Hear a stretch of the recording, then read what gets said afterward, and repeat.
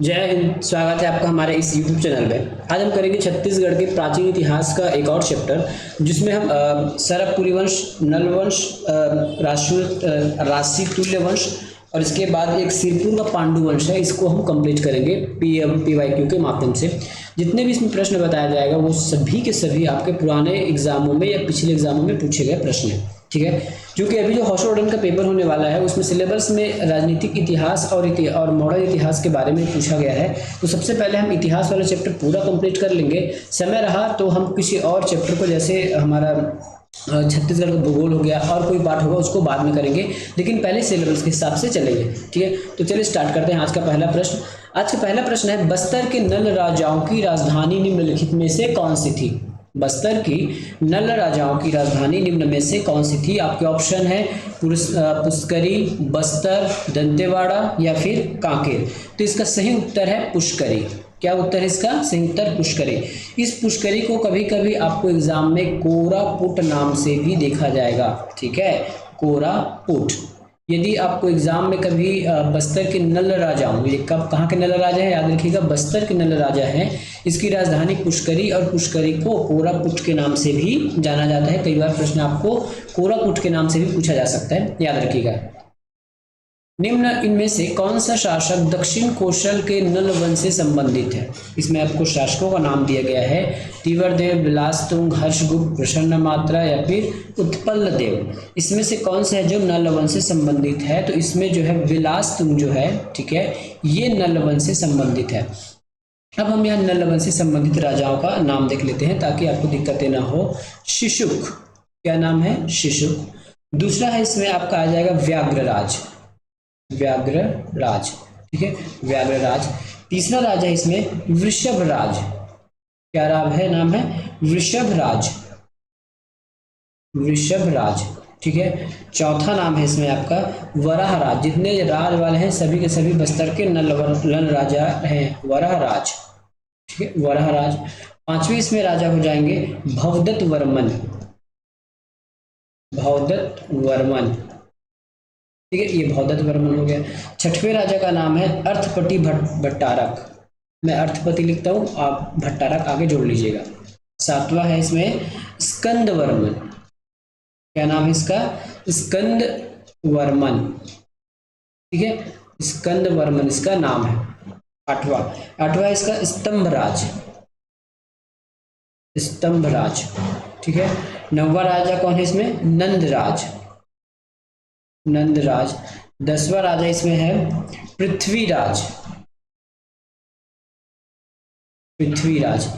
11वां राजा हो जाएगा इसमें विरूपाक्ष, विरूपाक्ष। और 12वां राजा हो जाएगा, जैसे हमने लिखा है विलासतुंग, तो ये हो जाएगा विलासतुंग। ठीक है, और 11 12 हो गया। 13वें राजा का नाम है पृथ्वी व्याघ्र, पृथ्वी व्याघ्र। ठीक है, ये 13वें राजा हो गया। 14वें राजा का नाम मैं यहां लिख रहा हूं, उसका नाम है भीमसेन। क्या नाम है? भीमसेन। ठीक है, और 15वें राजा का नाम है नरेंद्र थबल। ये तो ये है इतने हमारे दक्षिण भारत की जो नल वंश है। ठीक है, सॉरी दक्षिण भारत बोलता हूँ, छत्तीसगढ़ की दक्षिणी या दक्षिण कोसल कहें या फिर बस्तर बोले, तो उनमें राजाओं का जो नाम है वो है शिशुक, व्याघ्रराज, ठीक है, वृषभराज, वराहराज। ये राजाओं का नाम आप याद रखिएगा, कहीं ना कहीं आपको इस प्रश्न में पूछा ही जाएगा। ठीक है, अगला प्रश्न है राजीव लोचन मंदिर। राजीव लोचन मंदिर का जो निर्माण है बिलासतुंग निम्न में से किस प्राचीन राजवंश से संबंधित है? अभी हमने देखा बिलासतुंग किस राज्य से संबंधित है, तो ये हमारे नल वंश से संबंधित है। कौन से वंश से संबंधित है? नल वंश से। ठीक है, इसके साथ साथ अभी तो इसने बिलासतुंग पूछ लिया। हो सकता है इतने जब मैंने नाम बताए, शिशु, व्याघ्रराज, वृषभराज, वराहराज, भवदत्त वर्मन, अर्थपति, स्कंद वर्मन, स्तंभराज, नंदराज, पृथ्वीराज, विरूपाक्ष, बिलासतुंग और पृथ्वी व्याघ्र, भीमसेन या नरेंद्र, इनमें से कोई से भी एक पूछ सकता है बिलासतुंग की जगह। तो एक दो बार इसको वीडियो को 2-3 बार देखेंगे, आपको याद हो जाएगा। ठीक है, तो ये क्या था अपने बिलासतुंग के नल वंश का था। अब इसके बारे में थोड़ा जान लीजिए, क्योंकि यहाँ पे लिखा है राजीव लोचन मंदिर। ठीक है, तो राजीव लोचन मंदिर के बारे में थोड़ा सा जानेंगे। तो राजीव लोचन मंदिर का निर्माण कौन करा था? बिलासतुंग, पहला टाइप हो गया। दूसरा, इसकी जो सदी है 7वीं या फिर 8वीं सदी के आसपास इसको बनाया गया है। ठीक है, यह मूलतः शिव मंदिर है, सॉरी शिव मंदिर मतलब विष्णु मंदिर है ये, ठीक है। कौन सा मंदिर है ये विष्णु मंदिर है, विष्णु मंदिर है, ठीक है, ये विष्णु मंदिर है। यह मंदिर पंचायतन शैली में बनाया गया और इस मंदिर का शैली कौन सा है, पंचायतन शैली, पंचायतन शैली में बनाया गया है, ठीक है। और यदि कई बार पूछेगा ना तो आप बताना भी कि इस मंदिर का जो जीर्णोद्धार है, जो पृथ्वीदेव द्वितीय, जब आप कब पढ़ेंगे, एक और राजा पढ़ेंगे का मध्यकालीन छत्तीसगढ़ का जो इतिहास पढ़ेंगे कलचुगी काल, उस टाइम आपको पढ़ने मिलेगा एक पृथ्वीदेव, है ना, पृथ्वीदेव द्वितीय, जिसके सेनापति थे जगपाल, है ना, जगतपाल, उसने इसका जीर्णोद्धार करा। जीर्णोद्धार का मतलब ये होता है यदि मंदिर बहुत दिन तक टूट फूट जाता है उसकी मरम्मत किया है ना। जीर्णोद्धार का मतलब होता है यदि कोई चीज टूट फूट गया है तो उसको जीर्णोद्धार करना, इंग्लिश में बोलते हैं रेस्टोरेशन, ठीक है। चलिए अगला वर्ग, निम्नलिखित कौन सा ऐतिहासिक साक्ष्य छत्तीसगढ़ के प्राचीन इतिहास का महत्वपूर्ण स्रोत है, ठीक है। तो कौन सा स्रोत है ये, प्राचीन इतिहास का महत्वपूर्ण स्रोत है, तो इसका उत्तर हो जाएगा ऑप्शन नंबर बी राजिम अभिलेख।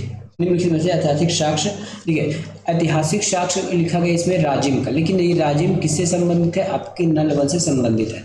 राजिम अभिलेख छत्तीसगढ़ के ऐतिहासिक साक्ष्य प्राचीन इतिहास का स्रोत है। इसमें विलासतुंग के पिता जो है विरूपाक्ष, विलासतुंग के जो पिता है विरूपाक्ष, उसके बारे में यहाँ पे चर्चा है, ठीक है। तो यदि आपको प्रश्न घुमा के पूछेगा तो कैसे पूछेगा कि नल वंश का ऐतिहासिक स्रोत राजिम का अभिलेख, जिसमें विलासतुंग के जो पिता हैं, ठीक है, विरूपाक्ष, और उसके पितामह है पृथ्वीराज, उसके बारे में उल्लेख मिलता है। यह 700 से 800 ईस्वी से संबंधित है।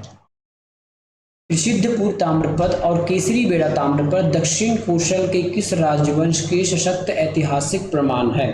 ऋषिद्धपुर ताम्रपत्र और केसरी बेड़ा जो ताम्रपत्र है दक्षिण के आपके नल वंश से संबंधित है। तो यही आपके 3 क्वेश्चन बन गए। तो नल वंश से संबंधित कहाँ से या फिर कहाँ से प्रमाण मिला, तो पहला है ऋषिद्धपुर ताम्रपत्र, तीसरा है केसरी बेड़ा, और इसके पहले हमने पहले क्वेश्चन में पढ़ा है कौन सा अभिलेख, तो राजिम का अभिलेख। तो ये 3 चीजें हमको यहाँ मिल गई। आगे और होगा तो और देख लेते हैं, ठीक है। ऋषिद्धपुर हो गया, ताम्रपत्र हो गया, एक होता है आपको पंडिया पाथर, पंडिया पाथर अभिलेख, ठीक है, पंडिया पाथर अभिलेख। और उसके बाद एक और आपको मिलेगा पोड़ागढ़ अभिलेख। क्या हो जाएगा, पोड़ागढ़ अभिलेख। तो ये जितने भी अभिलेख है, पोड़ागढ़ अभिलेख, पंडिया पाथर, ऋषिद्धपुर ताम्रपत्र, केसरी बेड़ा और राजिम का जो आपको अभिलेख मिलता है, ये आपके नल वंश को बताता है। अगला प्रश्न, नल वंश के शासकों की स्वर्ण मुद्राएं कहाँ से मिली है। नल वंश की जो स्वर्ण मुद्राएं हैं ये कहाँ से मिली है, तो इसकी स्वर्ण मुद्राएं आपके अड़ेगा केश काल से मिली है। कहाँ से मिली है, अड़ेगा केश काल से मिली है, जो कोंडागांव, जो आपके कोंडागांव जिले में स्थित है। अगला, अब हम अगले राजवंश के बारे में बात करेंगे, राजसी तुल्य वंश। इस वंश को छत्तीसगढ़ के स्थानीय राजवंश का दर्जा दिया गया है और ये पहले स्थानीय राजवंश माने जाते हैं। राजसी तुल्य वंश के संस्थापक कौन थे, ठीक है, इसके संस्थापक थे शूर। कौन थे, शूर। राजसी तुल्य वंश के संस्थापक शूर थे। राजसी तुल्य वंश की राजधानी आरंग थी। कई बार आपको पूछा जाएगा तो याद रखना, इस राज्य की राजधानी कौन सी थी, आरंग, ठीक है, आरंग थी। राजसी तुल्य वंश के शासकों का नाम कुछ है जिसको आपको याद रखना है, कई बार आपको प्रश्न में पूछा जा सकता है। इसका शासक था सूर, या फिर इसको सूरा के नाम से भी जाना जाता है, सूर या फिर सूरा के नाम से जाना जाता है। दूसरा राजा है इसमें दैत प्रथम, क्या नाम है, दैत प्रथम। तीसरे राजा है इसके विभीषण, विभीषण, ठीक है, विभीषण। चौथे राजा है भीमसेन, कौन सा सेन, भीमसेन। पांचवें राजा कौन सा है, तो दैत वर्मन द्वितीय, दैत वर्मन सेकंड, ठीक है। छठवें राजा का नाम है भीमसेन द्वितीय, भीमसेन द्वितीय, ठीक है। और यही भीमसेन द्वितीय आपके अंतिम राजा है। तो इसको आप याद रख लीजिए, सूरा, दयित, विभीषण, भीमसेन, दयित वर्मन और भीमसेन। ठीक है, कैसे याद करेंगे? सूरा, दयित प्रथम, विभीषण, भीमसेन प्रथम, दयित वर्मन सेकंड और भीमसेन सेकंड। तो ये तीन आपके तीन बोलता हूँ 6 राजा हैं। ये आपके कभी न कभी एग्जाम में पूछे जाते हैं कि राजतुल्य वंश के संस्थापक या फिर उसके राजवंशों का नाम। इसमें याद रखिएगा जो इस वंश की जो जानकारी है हमको इस भीमसेन के ताम्रपत्रों या फिर इसके अभिलेख से प्राप्त होती है। ठीक है, इसके अभिलेख से प्राप्त होते हैं, बाकी किसी भी राजा हमको अभिलेख प्राप्त नहीं हुआ है। छत्तीसगढ़ में स्थित किस वंश की स्थापना सूर ने की थी? तो सूर मतलब सूरा, तो ये हुआ था आपका राजसी तुल्य वंश की स्थापना किया गया था। निम्नलिखित में से कौन सी राजसी तुल्य वंश की राजधानी है? अभी हमने इसके बारे में चर्चा किया था पहला प्रश्न में, आरंग। राजसी तुल्य वंश का अंतिम शासक कौन था? तो अंतिम शासक हमने क्या दिया है यहाँ पे, याद करिए, सूरा, दयित, विभीषण। देखिए सूरा, दयित, विभीषण, देखिए नाम यदि दोबारा है तो आप मान लीजिएगा कि वो सेकंड होगा ऑटोमेटिक। जैसे सूरा, दयित, विभीषण, भीमसेन, दयित, फिर से दयित आ गया तो उसको आप सेकंड माने, है ना। तो सूरा, दयित, विभीषण, भीमसेन, दयित और भीमसेन। ठीक है, तो इसमें क्या पूछा गया? अंतिम राजा। तो अंतिम राजा तो भीमसेन द्वितीय है।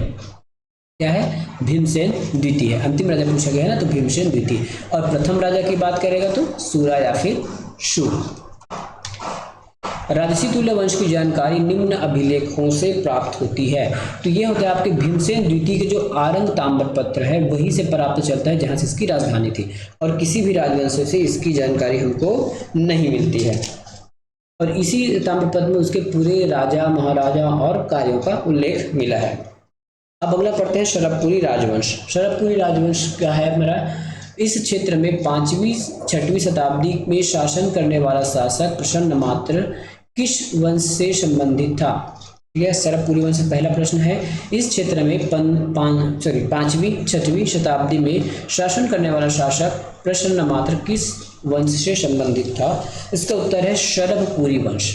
क्या उत्तर? शरभपुरी वंश। अब शरभपुरी वंश के कुछ शासक हैं, उसको भी हम देख लेते हैं, क्योंकि एग्जाम में कभी न कभी तो पूछे यार। तो इसका प्रथम राजा या फिर संस्थापक है शरभराज।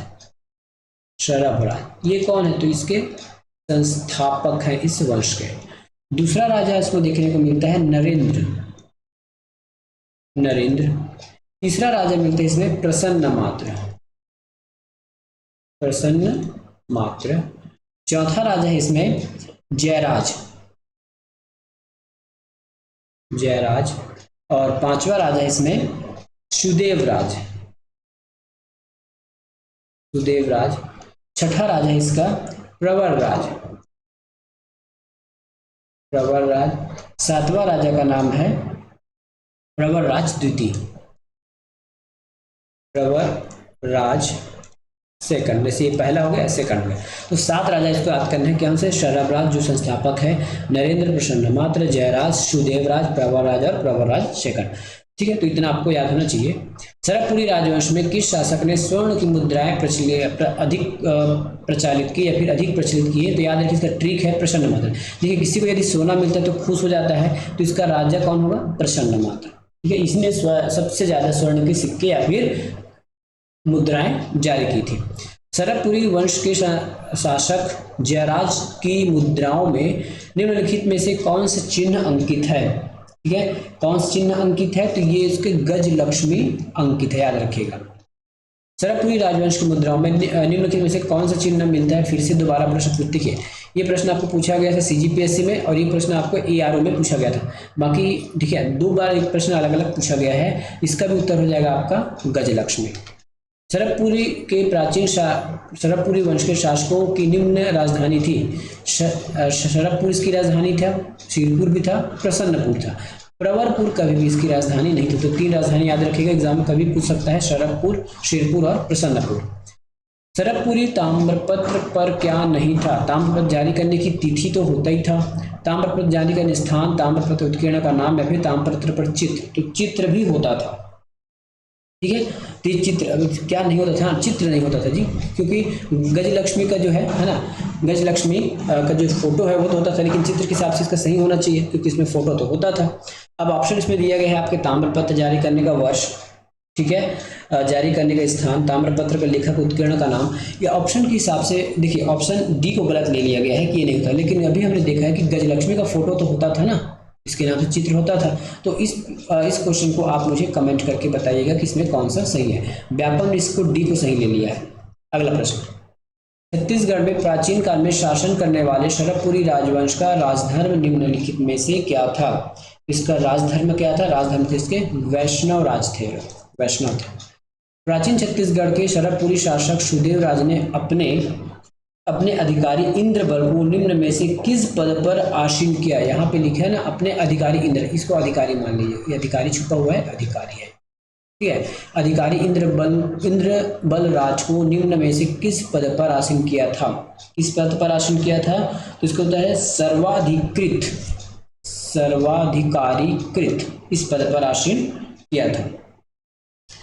शरभपुरी वंश के कौवा ताल अभिलेख से ज्ञात होता है कि सुदेवराज ने अपने राज अधिकारी इंद्रबल को सर्वाधिकृत पद से आसीन किया था।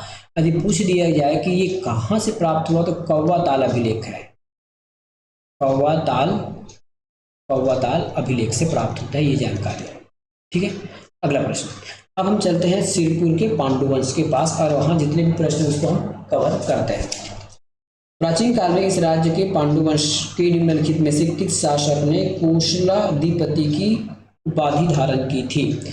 कोशलाधिपति की उदाहरण देखिए, इतने बार प्रश्न पूछा गया, 21 में, 17 में, 16 में, लगातार आपको 3 साल देखने को मिल रहा है, ठीक है। तो उस राजा का नाम बताना है जिसने अपने नाम के बाद एक पद लिखा था जिसका नाम है कोशलाधिपति, ठीक है, कोशलाधिपति। तो ये थे हमारे महाशिव तीवर देव। इन्होंने क्या नाम रखा था? शकल, इसको कोशलाधिपति या फिर इसी को सकल कोशलाधिपति का नाम से भी जाना जाता है, ठीक है। और इसने एक और पदवी रखी थी, उसको याद रखिएगा, परम वैष्णव, ठीक है। परम वैष्णव करके भी एक उपाधि होता है, उसको भी धारण किया गया था इनके द्वारा। इसके साथ जो नंदराज द्वितीय है, जो हमने इसमें पढ़ा था, नंदराज है ना, नंदराज एक द्वितीय है इसी शासनकाल के, उसने कोसल मंडलाधिपति की पदवी धारण की थी। क्या थी? कोसल मंडलाधिपति।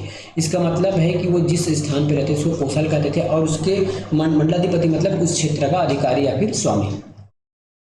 प्राचीन छत्तीसगढ़ के पांडुवंश के निम्नलिखित किस शासक ने मौखरी राजकुमारी वास्टा से विवाह किया था? तो इसका उत्तर है हर्षगुप्त। छत्तीसगढ़ के पांडुवंश के प्रतापी शासक जो हर्षगुप्त थे, मौखरी वंश के एक राजकुमारी थी वास्टा देवी, इसका नाम था। इन्होंने इनसे विवाह किया, ठीक है। और इसी वास्टा देवी ने हर्षगुप्त की मृत्यु होने के बाद सिरपुर में एक लाल ईंटों का मंदिर बनाया, ठीक है, जिसको लक्ष्मण मंदिर के नाम जाना जाता है, जो विष्णुदेव को समर्पित है। इस राज्य के सिरपुर में किस राजवंश के शासनकाल में रानी वास्टा ने इन ईंटों की एक मंदिर का निर्माण कराया? तो कौन से वंश में कराया था? ये पांडुवंश में कराया गया था। कौन से वंश में? पांडुवंश में।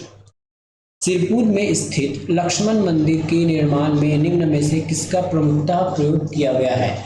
तो किस चीज का प्रयोग किया है? इसमें लाल ईंटों का प्रयोग किया गया है। इसमें ईंट लिखा है लेकिन कभी कभी आपको लाल भी दिखेगा, मतलब कलर बताया गया है। ईंट तो है लेकिन कौन से कलर का ईंट है? लाल रंग के ईंटों का। इस राज्य के निम्नलिखित में से किस प्राचीन राजवंशों से महाशिवगुप्त संबंधित है? अभी हमने देखा है पांडुवंश, ठीक है। महाशिवगुप्त कौन है? तो ये हर्षगुप्त के, महाशिवगुप्त कौन है? ये हर्षगुप्त के बेटे हैं। कौन है ये? हर्षगुप्त के बेटे हैं, मतलब रानी वास्टा का बेटा है। तो कौन सा वंश है? पांडुवंश।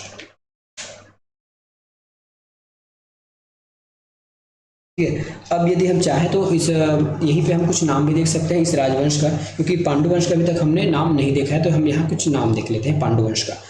पांडुवंश पहला नाम हो गया आपका उदयन, ठीक है, जिसको हम आदि पुरुष या संस्थापक के नाम से जानते हैं। दूसरा है इंद्रबल, ठीक है, ये आपके पांडुवंश के वास्तविक संस्थापक माने जाते हैं। तीसरा इसमें नंदराज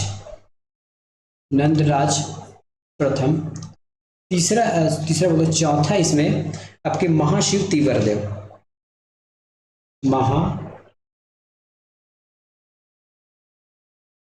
महाशिव तीवरदेव, ठीक है। और पांचवा राजा है इसका नंदराज द्वितीय, नंदराज सेकंड। और छठवा है इसमें चंद्रगुप्त,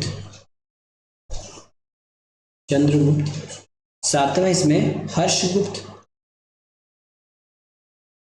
ठीक है। और आठवां राजा है इसका पुत्र महाशिवगुप्त, महाशिवगुप्त। देखिए यहाँ पे दो नाम है, महाशिवगुप्त और महाशिव तीव्रदेव, ये दोनों अलग अलग चीजें याद रखिएगा। और सबसे ज्यादा प्रतापी माने जाते हैं महाशिवगुप्त। सिरपुर के पांडु वंश के महाशिवगुप्त बलार्जुन का धर्म क्या था? तो इसका कौन सा धर्म था? ये शैव धर्म के थे। कौन सा धर्म के थे? शैव धर्म के थे। फरौद के लखनेश्वर मंदिर में प्राप्त पांडुवंशी अभिलेख में इंद्रबल तृतीय के किस पुत्र का नाम है? इंद्रबल तृतीय के किस पुत्र का नाम है? तो उसमें वहां पे आप जाके देखना, मैं एक बार जाके देखा हूं, वहां ईशान देव का नाम अंकित है। निम्न पांडुवंश राजाओं की उसकी कार्यकाल अवधि के अनुसार आपको बढ़ते क्रम में बताइए, ठीक है। कार्यकाल अवधि के अनुसार इसको हमको बढ़ते क्रम में बताना है। तो सबसे पहले आए थे इसमें इंद्रबल, सबसे पहले तो नहीं है लेकिन ऑप्शन के अनुसार से पहले इंद्रदेव आ जाएगा, इंद्रदेव के बाद आ जाएगा नंदराज, नंदराज प्रथम, उसके बाद आ जाएगा आपका महाशिव तीव्रदेव, ठीक है, 3 और ये 4। हर्षगुप्त लास्ट में आया था तो ये चौथे में होगा। चित्रांगदपुर को किस राजवंश ने राजधानी बनाया था? चित्रांगदपुर को किस राजवंश ने राजधानी बनाया था? तो पांडु वंश के राजाओं ने इसको राजधानी बनाया था।